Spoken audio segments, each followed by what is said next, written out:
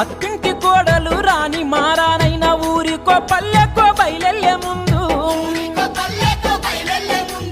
అత్త మామల కళ్ళు ముత్తి దీవెన పొంది ఇరుగు పొరుగోళ్లకు చెప్పి బయలెల్లేది